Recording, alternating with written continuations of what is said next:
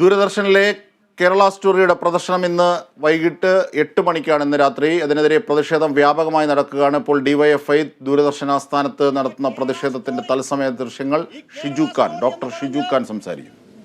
ഒരു വ്യാജ പരസ്യമുണ്ടാക്കി രാജ്യത്താകെ പ്രചരിപ്പിച്ചു. നാളെ നരേന്ദ്രമോദി ഉണ്ടാക്കാൻ പോകുന്ന സിനിമകൾ ഞങ്ങൾക്കറിയാം. മോഡിക്കെതിരെ ശബ്ദിക്കുന്നത് കൊണ്ട് കേരള സ്റ്റോറി. കേരളത്തിലെ ജനങ്ങൾ മോഡിക്കെതിരെ ശബ്ദിച്ചാൽ കേരള സ്റ്റോറി. ഒരല്പം കഴിയുമ്പോഴേക്ക് തമിഴകം മുഴുവൻ മോഡിക്കെതിരാണിപ്പോ. അപ്പോ തമിഴ് സ്റ്റോറി ഇറങ്ങും. പിന്നെ കുറച്ചു കഴിയുമ്പോ നരേന്ദ്രമോദിക്കെതിരായ ശക്തമായ പ്രതിഷേധം ബീഹാർ ഘടിപ്പിക്കുമ്പോ ബീഹാർ സ്റ്റോറി ഇറങ്ങും. പിന്നെ കുറച്ചുകൂടി കഴിയുമ്പോ ഒറീസ സ്റ്റോറി ഇറങ്ങും. ഈ പാർലമെന്റ് തെരഞ്ഞെടുപ്പ് അടുക്കുമ്പോ ബിജെപിക്കെതിരെ എവിടെയൊക്കെ പടയൊരുക്കമുണ്ടോ അവരെയൊക്കെ ആക്ഷേപിച്ചുകൊണ്ട് വിദ്വേഷ പ്രചരണങ്ങൾ ഇറങ്ങും. പക്ഷേ മോഡി ഞങ്ങൾ ഓർമ്മിപ്പിക്കുന്നു, പാർലമെന്റ് തെരഞ്ഞെടുപ്പ് കഴിയുമ്പോ യഥാർത്ഥ സിനിമ ഈ രാജ്യം കാണും. നിങ്ങളെ തുടച്ചെറിയുന്ന ഇന്ത്യയുടെ യഥാർത്ഥ സ്റ്റോറി മോഡിക്കെതിരെ ഇന്ത്യ സ്റ്റോറി ഈ രാജ്യത്തുണ്ടാകും. ഒരു സംശയം വേണ്ട. ഇവിടെ കേരളത്തിലെ ജനങ്ങളുടെ ജോലി രാവിലെ ഇറങ്ങി ആളുകളെ മുഴുവൻ മതം മാറ്റലാണോ? മോഡി എന്താ കരുതിയത്? ആളുകളെ മുഴുവൻ മതം മാറ്റാൻ ഇറങ്ങി പുറപ്പെട്ടിരിക്കുകയാണോ കേരളത്തിലെ ജനങ്ങൾ? രാവിലെ ചായയും കുടിച്ച് കാപ്പിയും കുടിച്ച് ജോലിക്ക് പോകാൻ ഇറങ്ങി ഓരോ ജംഗ്ഷനിൽ പോയി നിന്ന് ആളുകളുടെ തലയെണ്ണി, നീ ഇങ്ങുവാ, നിന്നെ ഞങ്ങളുടെ മതത്തിൽ ചേർക്കാം, നീ ഇങ്ങുവാ, ഞങ്ങളുടെ മതത്തിൽ ചേർക്കാം. ഇങ്ങനെ ഒരു പണിയുമില്ലാതെ ആളുകളെ മതം മാറ്റാൻ ഇറങ്ങി പുറപ്പെട്ടിരിക്കുന്നവരാണ് കേരളത്തിലെ ആളുകളെന്ന് മോഡി കരുതുന്നുണ്ടോ? ഇത് വിദ്വേഷ പ്രചരണമാണ്. ഈ വിദ്വേഷ പ്രചരണം കേരളത്തെ അപമാനിക്കാനാണ്. ന്യൂനപക്ഷ ജനവിഭാഗത്തെ കരുതിക്കൂട്ടി ആക്ഷേപിക്കാനാണ്. ന്യൂനപക്ഷ ജനവിഭാഗത്തെ പതിയെ പതിയെ രാജ്യത്ത് നിന്ന് പുറന്തള്ളാനുള്ള കോൺസ്പിറസിയാണ് നടന്നുകൊണ്ടിരിക്കുന്നത്. ഇത് ലോകത്ത് പലയിടങ്ങളിലും നമ്മൾ കണ്ടിട്ടുണ്ട്. രണ്ടാം ലോക യുദ്ധകാലത്ത് ഹിറ്റ്ലറുടെ കോൺസെൻട്രേഷൻ ക്യാമ്പുകളിൽ അടയ്ക്കപ്പെടുന്നതിന് മുമ്പ് പാവപ്പെട്ട ജൂതന്മാരെ, പാവപ്പെട്ട ജിപ്സികളെ, കമ്മ്യൂണിസ്റ്റുകാരെ, തൊഴിലാളികളെ കള്ളക്കഥകൾ പടച്ചുണ്ടാക്കി അവരെ പുറന്തള്ളാനും കോൺസെൻട്രേഷൻ ക്യാമ്പുകളിൽ അടയ്ക്കാനുമുള്ള സിദ്ധാന്തമായിരുന്നു അവിടെ ഉണ്ടായതെങ്കിൽ ഹിറ്റ്ലറുടെ രണ്ടാം പതിപ്പാണ് നരേന്ദ്രമോദി. സെക്കൻഡ് എഡിഷൻ, ഹിറ്റ്ലറുടെ സെക്കൻഡ് എഡിഷൻ ഇന്ത്യ ഭരിച്ചുകൊണ്ടിരിക്കുകയാണ്. അപ്പോഴാണ് ഈ കേരള സ്റ്റോറി എന്ന നാലാംകട അഡ്വർടൈസ്മെന്റ് ഇറക്കി കേരളത്തെ അപമാനിക്കുന്നത്. ഞങ്ങൾ ഒറ്റക്കെട്ടായി ദൂരദർശന്റെ അധികൃതരോട് പറയാൻ ആഗ്രഹിക്കുകയാണ്. നമ്മൾ ഇങ്ങോട്ട് പ്രതിഷേധം നടത്തിയപ്പോ ചില പോലീസുകാരെ നമ്മളെ തടഞ്ഞു. അവരെ തടഞ്ഞത് കൊണ്ടല്ല നമ്മൾ ഇവിടെ ഇരിക്കുന്നത്. ഇന്ന് ദൂരദർശൻ കേന്ദ്രം ഡയറക്ടറെ കണ്ട് ചില കാര്യങ്ങൾ ബോധ്യപ്പെടുത്തി, ചിലത് പറഞ്ഞ് മനസ്സിലാക്കി ഞങ്ങൾ വരും ഒന്നുകൂടി പറഞ്ഞിട്ട് പോകാൻ. ഇത് ഉത്തർപ്രദേശ് അല്ല, ഇത് ഗുജറാത്ത് അല്ല, ഇത് ആസാം അല്ല, ഇത് സംഘപരിവാറിന്റെ പരീക്ഷണശാലയല്ല. ഇവിടെ മുസ്ലിങ്ങളും ഹിന്ദുക്കളും ക്രിസ്ത്യാനികളും മതമില്ലാത്തവരും ഉള്ളവനുമെല്ലാം ഒരുമിച്ച് ജീവിക്കും.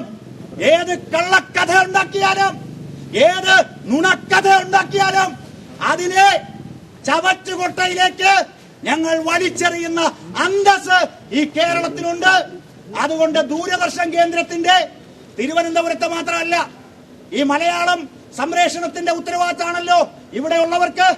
ഈ രാജ്യത്തെ ദൂരദർശൻ കേന്ദ്രത്തിന്റെ ഉത്തരവാദിത്തപ്പെട്ടവരോട് പറയട്ടെ, പ്രസാർ ഭാരതിയോട് പറയട്ടെ, ഇത് മോഡിയുടെയും അമിത്ഷായുടെയും തറവാട്ടുവകയല്ല, എന്റെയും നിങ്ങളുടെയും ഈ രാജ്യത്തെ ജനകോടികളുടെ വിയർപ്പ് കൊണ്ട് വളർത്തിയെടുത്ത സ്ഥാപനമാണ്.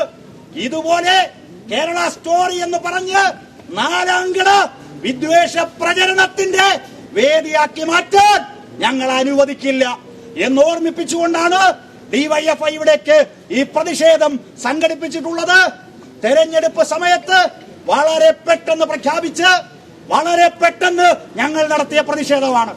പോലീസുകാർക്ക് ഞങ്ങൾ ഓർമ്മിപ്പിക്കുന്നു, രാജ്യത്തെ തകർക്കാനാണ് സംഘപരിവാർ ഇറങ്ങി പുറപ്പെട്ടിരിക്കുന്നത്. ഞങ്ങളെ തടയാൻ ഇത്രയും പോലീസുകാർ പോരാ. ഇനി CRPF വന്നാലും രാജ്യത്തെ ഏത് ഭരണകൂട ഭീകരത ഞങ്ങളുടെ മുന്നിലേക്ക് വന്നാലും ഞങ്ങളുടെ പ്രതിഷേധം ഈ രാജ്യത്തിനെ കേൾപ്പിക്കുക തന്നെ ചെയ്യും എന്ന് ഓർമ്മിപ്പിച്ചുകൊണ്ട് ഈ സമരം ഉദ്ഘാടനം ചെയ്ത് അറിയിക്കുന്നു. അഭിവാദ്യങ്ങൾ. പ്രതിഷേധ മാർച്ചിനെ അഭിവാദ്യം ചെയ്ത് സംസാരിക്കാൻ ഡിവൈഎഫ്ഐയുടെ ജില്ലാ ട്രഷറർ ശ്യാമയോട്.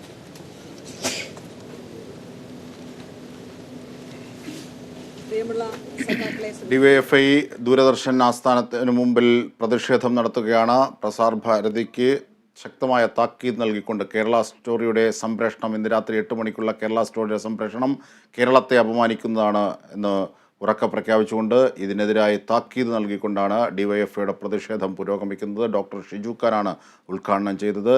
തെരഞ്ഞെടുപ്പിൽ മോദിക്കെതിരെ ഇന്ത്യൻ ജനത ഇന്ത്യ സ്റ്റോറി ഇറക്കി ഇതിന് പ്രതികാരം തീർക്കുമെന്നും ഡിവൈഎഫ്ഐ നേതാവ് ഡോക്ടർ ഷിജു ഖാൻ പറഞ്ഞു. ഇതിൻ്റെ കൂടുതൽ വിവരങ്ങളുമായി ഞങ്ങളുടെ പ്രതിനിധി വിഷ്ണു കരുണാകരൻ കൂടി ചേരുകയാണ്. വിഷ്ണു, എന്തൊക്കെയാണ് പ്രതിഷേധം? കേരള സ്റ്റോറിക്കെതിരായി ഡിവൈഎഫ്ഐ ആസൂത്രണം ചെയ്ത പ്രതിഷേധം ഇപ്പോൾ ദൂരദർശന് മുന്നിൽ നടക്കുകയാണ്. മറ്റെവിടെയൊക്കെയാണ് പ്രതിഷേധങ്ങൾ? എന്തൊക്കെയാണ് ഇതിൻ്റെ വിവരങ്ങൾ? അജിംഷ, ദൂരദർശന്റെ മുന്നിലാണ് ഇപ്പോൾ ഡിവൈഎഫ്ഐയുടെ പ്രതിഷേധം സംഘടിപ്പിച്ചിരിക്കുന്നത്. പ്രതിഷേധക്കാർ താഴെ എത്തിയപ്പോൾ ദൂരദർശന്റെ പരിസരത്തെത്തിയപ്പോൾ തന്നെ പോലീസ് അവരെ തടയുകയുണ്ടായിരുന്നു. പക്ഷേ പോലീസിനെ തടഞ്ഞിട്ടും പോലീസിനെ തള്ളി മാറ്റിയാണ് അവർ അകത്തേക്ക് പ്രവേശിച്ചത്. അതിനുശേഷം വലിയൊരു പ്രതിഷേധമാണ് ഒരുക്കിയിരിക്കുന്നത്. ദൂരദർശൻ ഇന്ന് രാത്രി 8 മണിയോടെ ഈ കശ്മീർ ഫയൽസ് ചിത്രം പ്രദർശിപ്പിക്കുമെന്ന് നേരത്തെ തന്നെ അറിയിച്ചിരുന്നു. അതുകൊണ്ട് തന്നെ ഈ പ്രദർശനം രാജ്യത്തിനെതിരെയാണെന്നും അത്തരത്തിലുള്ള ഒരു ചിത്രം പ്രദർശിപ്പിക്കരുത് എന്നാണ് കേരള സമൂഹത്തിനടക്കം ആക്ഷേപം, അപമാനകരമാകുന്ന ഒരു സാഹചര്യമാണ് ഈ ചിത്രത്തിലൂടെ ഉണ്ടാകുന്നതെന്ന് അടക്കമുള്ളതാണ് ദൂരദർശനിൽ മുന്നിൽ നിന്ന് പ്രതിഷേധിക്കുന്ന ഡിവൈഎഫ്ഐ ആരോപിക്കുന്നത്. അതേസമയം ദൂരദർശനിൽ ചിത്രീകരിക്കുന്ന ചിത്രം ഡൽഹിയിൽ നിന്നുള്ള ഉത്തരവാണ്. അതുകൊണ്ട് തന്നെ ഈ ചിത്രം ഇന്ന് തന്നെ പ്രദർശിപ്പിക്കുന്നത് തടയാനാകില്ല എന്നുള്ള നിലപാട് തന്നെയാണ് ദൂരദർശൻ എടുത്തിരിക്കുന്നത്. അതുകൊണ്ട് ചിത്രം ഇന്ന് ഉറപ്പായിട്ടും സംപ്രേഷണം ചെയ്യും എന്ന് തന്നെയാണ് ദൂരദർശന്റെ ഭാഗത്തു നിന്നുള്ള തീരുമാനം. അതേസമയം ഈ സിനിമ ഇത് പ്രദർശിപ്പിക്കുന്നത് വലിയ രീതിയിൽ ഒരു സാമൂഹികമായ ഒരു കുഴപ്പം, ഒരു പ്രശ്നം ഉണ്ടാക്കുന്ന ഒരു സാഹചര്യം ഉണ്ടാക്കുമെന്ന് തന്നെയാണ് ഡിവൈഎഫ്ഐ ആരോപിക്കുന്നത്. തീർച്ചയായും അത് മാത്രമല്ല, നേരത്തെ കോൺഗ്രസും മുഖ്യമന്ത്രിയും ഇതിനെതിരെ ശക്തമായി ഇന്നലെ പ്രതികരിച്ചിരുന്നു. ഇന്നിപ്പോൾ VD സതീശൻ തെരഞ്ഞെടുപ്പ് കമ്മീഷനെ സമീപിച്ചിരിക്കുകയാണ്. തെരഞ്ഞെടുപ്പ് കമ്മീഷൻ കത്ത് നൽകിയിട്ടുണ്ടല്ലേ വിഷ്ണു? തീർച്ചയായിട്ടും ഇത് തെരഞ്ഞെടുപ്പ് അടുക്കുന്ന ഒരു സാഹചര്യത്തിൽ സമൂഹത്തെ ബാധിക്കുന്ന വിധത്തിലുള്ള ഈ ചിത്രം പ്രദർശിപ്പിക്കുന്നത് രാഷ്ട്രീയപരമായോ അല്ലെങ്കിൽ തെരഞ്ഞെടുപ്പിനെ ബാധിക്കുന്ന വിധത്തിലുള്ള ഒരു സംഭവം തന്നെയാണെന്നാണ് പ്രതിപക്ഷം അടക്കം വിശ്വസിക്കുന്നത്. അതുകൊണ്ട് തന്നെയാണ് കോൺഗ്രസ് മുഖ്യ തെരഞ്ഞെടുപ്പ് കമ്മീഷണർക്ക് പരാതി നൽകിയത്.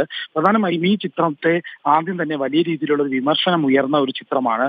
തിരുവനന്തപുരത്ത് അടക്കം ഈ കേരളത്തിലൊക്കെയും ഈ ചിത്രം പ്രദർശിപ്പിച്ച ആ സമയം തന്നെ വലിയ രീതിയിലുള്ള പ്രതിഷേധം ഉണ്ടായിരുന്നു. ഈ പ്രതിഷേധങ്ങളെയൊക്കെ മാറ്റിക്കൊണ്ടാണ് ഈ ചിത്രം അന്ന് പ്രദർശിപ്പിച്ചത്. എന്നാൽ ഈ ചിത്രം വലിയ രീതിയിലുള്ള ഒരു വിജയം കൈക്കൊണ്ടിരുന്നില്ല. ചിത്രം പ്രദർശിപ്പിക്കുമ്പോൾ തന്നെ വലിയ ഒരു ചിത്രം ബോക്സ് ഓഫീസ് ഹിറ്റാകുന്ന ഒരു ചിത്രമോ അല്ലെങ്കിൽ സമൂഹത്തിന് എന്തെങ്കിലും ഉപകാരപ്പെടുന്ന കാര്യം ഉള്ള ഒരു മോറൽ ചിത്രമായിട്ടോ അല്ലെങ്കിൽ ഒരു ക്ലാസിക് ആയിട്ടോ ഒരു തരത്തിലുള്ള വ്യാഖ്യാനങ്ങൾക്കും വില കൊടുക്കാൻ പറ്റാത്ത ഒരു ചിത്രമായിട്ടാണ് ഇത് പുറത്തിറങ്ങിയത്. അത്തരത്തിൽ ഒരു നിലവാരമില്ലാത്ത ചിത്രത്തെ എന്തിനുകൊണ്ട് ഇന്ന് പ്രദർശിപ്പിക്കുന്ന ഇത്രയും ഈ ഒരു ഘട്ടത്തിൽ, തെരഞ്ഞെടുപ്പ് എടുക്കുന്ന ഘട്ടത്തിൽ മറ്റു ചാനലുകളൊന്നും എടുക്കാത്ത ഒരു സാഹചര്യത്തിൽ പോലും പ്രദർശിപ്പിക്കുന്നതെന്നാണ് ഡിവൈഎഫ്ഐ ചോദിക്കുന്നത്. അത്തരത്തിലുള്ള ഒരു പ്രതിഷേധമാണ് ഇപ്പോൾ നടക്കുന്നത്. ശരി, വിഷ്ണു കരുണാകരനാണ് വിവരങ്ങൾ, വിശദാംശങ്ങൾ നൽകുന്നത്.